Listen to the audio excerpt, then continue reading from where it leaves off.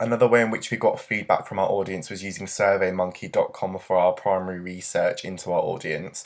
So we asked them questions such as these. So we said, how often do you listen to R&B/hip hop music? And this was important because we wanted to establish that we definitely had an audience for our product. So the majority of the audience said that they did listen to it, so we definitely knew that we had an audience. Then we gave them the choice of 6 artists, 3 being male and 3 being female, and asked which ones they listened to more. This was important because originally our idea was for to produce a music video digipack and website for a female artist, and if, say, the audience said that they only listen to male hip hop artists, we know that we wouldn't really have an audience for our product because we're going towards the niche female side of hip hop. But luckily, about half of the audience said that they did listen to these female artists, so it was really useful. So we knew that we had an audience. With this question, we originally thought that women weren't represented fairly in R&B/hip hop music because in our research we found that women tend to be more sexually objectified in their music and music videos. So we wanted to make sure that the audience agreed with us so that we could create an artist that wasn't sexually objectified and that would go against the stereotype. And 18 of the people that we asked agreed with us, so we definitely knew that we had an audience for our product which wouldn't have been conventionally in the hip hop/R&B genre. It was also important to ask a question about the colour scheme of our products. So we set out 3 different options with different colours, and the most popular one was black, gold and white. So we incorporated this feedback into our product as our digipack and website feature a lot of black and white, so that our website and our digipack are conventional of the hip hop/R&B genre. So that feedback really helped us. We then asked about which tabs they would expect to see on an artist's website, as obviously these people are fans of R&B and hip hop artists. They know what they're talking about and they often visit their websites. So we wanted to make sure that our website was conventional of the R&B hip hop genre. So a lot of people said stuff about tour dates and merchandise. We made sure that we included this in our final product of our website.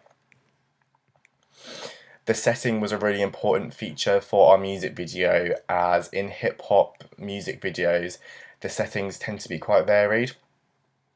So the most popular answer for this was urban areas and cityscape landscapes. So when it came to actually filming our music video, we filmed it in London in a skate park, well, the majority of it. So that was really helpful because then that allowed us, when we were filming, to decide where we wanted to film our music video so that the audience would enjoy the music video and it would fit in with the R&B/hip hop genre. This statement that we posted, music videos with a narrative are more engaging, we wanted to see if the audience agreed with this because originally we didn't really want to have a narrative based music video. We wanted it to be mainly about dance and just a performance based music video. So although the majority of our audience agreed with this statement, we had quite a few that either didn't have a say, like they didn't mind, or that they disagreed. So even though it wasn't the most popular of answers, we still had an audience for our niche product. This was another important question to ask, as we wanted our music video with the female in it to be conventional of other female music videos, but without sexually objectifying the artist. So as you can see, 17 out of the 27 people said that they expected to see choreography in the music video. So that was a big thing when it came to planning our music video, as a lot of the audience had expected this already, and we wanted our music video to seem professional and realistic.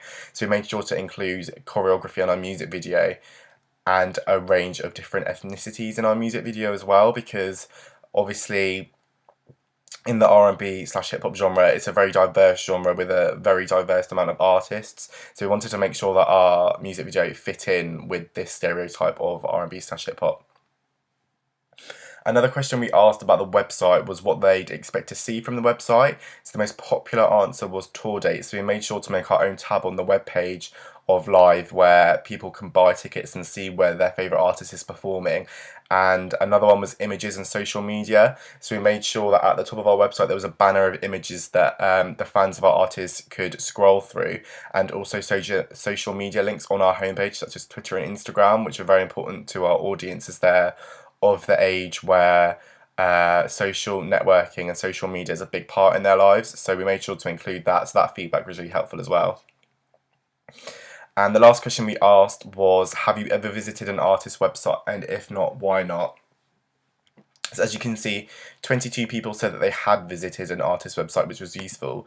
And then the people that said no just said, if I want to know about them, I use Wikipedia, which I'm familiar with, opposed to having to get used to another website. So we made sure to include quite a lot of information on our website, so that the people that don't usually visit their websites would want to visit their website to find out as much information and news as they can on their favourite artists. We then made another survey a bit further on once we decided on all of our original planning ideas and we decided what we wanted our music video to be about. So a lot of these questions had multiple choice answers, or like where the audience could type in their own answer. So the first question we asked was, what would you expect to see in a female hip hop / R&B music video? So the majority of the responses said that there would be a lot of dancing, backup dancers, urban areas, and females dressed provocatively. So we didn't go along with the female dressed provocatively because we didn't want to conform to that stereotype, but for the rest, with dancing and backup dancers, we definitely included that in our music video, as that was one of the most popular things that our audience fed back to us that they expected to see in a music video from a female in the hip hop genre. With the digipack, we asked what image they would expect to see, and as you can see, a lot of the feedback was that they wanted a close-up shot, so we took that into consideration when creating the final draft of our digipack. So it ended up that the front cover of our digipack was a close-up of our artist, as obviously this is what the audience wanted from our product, and that's what they expected. And we wanted to make sure that our product looked realistic and that our audience would be attracted to it and want to listen to the artist more and more. So we made sure that we conformed to that. Then we gave them a multiple choice question where we said what would attract them to an artist website. So a lot of them said social networking and ticket information. So we made sure to enhance on that and to embrace it and to make sure that it was easy for the audience to look at this on the artist's website. We then said about colours that they'd associate with the genre. Now, we asked that in our initial feedback, but we wanted to get more specific, so we gave them the chance to pick their own colours instead of having to pick from a set list. So a lot of them did say black, pink and white, and those are the colours that we did choose in the end for our digipack and our website. So it was very useful that we got this feedback, because these were the colours that we already had in mind, so it just confirmed to us that these are the colours that we wanted to use to make a realistic product. And then again, we went on to ask about the colour scheme, if it should carry on through the artist's album into the website, and 8 out of 9 people said yes. So we definitely wanted to include that, as that's what our audience expected. We then asked what the audience thought that the female should be wearing on her album cover. So everyone said jewellery, makeup, fashionable clothing, and that's what we wanted to include. Is from our research, that's what we could tell that was conventional of the R&B / hip hop genre. The last question was, what would attract you more to an album? The artist putting a unique pose that would stand out on a bright background, or a more simple pose with a computerised effect over the image? When we were looking at our research, we found that MIA who's a popular R&B / hip hop artist, tend to use computerised effects over the images, and then other artists like Azealia Banks and Rihanna had more simple poses, but they were still unique at the same time. So the majority said that they wanted the computerised effect. So when we came to editing the first time, our first draft, we did use a computerised effect, but once we got feedback on that specific photo, a lot of the feedback was that they didn't actually really like it. So they prefer a different pose and not as computerised. So that's what we ended up with our final draft. Another way that we got feedback was when we were creating the fonts for our website and our digipack. So we went online to fontspace.com, which we'd used before for our previous tasks, and we chose our 6 favourite fonts that were sort of graffiti and like were conventional of the hip hop genre, and then asked our target audience to vote on which one they preferred. So as you can see, the very top one was the one that they preferred the most. So we definitely wanted to use that and incorporate it into our website and our digipack, as this was the one that our our audience thought was more conventional of the R&B/hip hop genre and what they just preferred for our artist. And we didn't only ask about fonts as well, we asked about colours.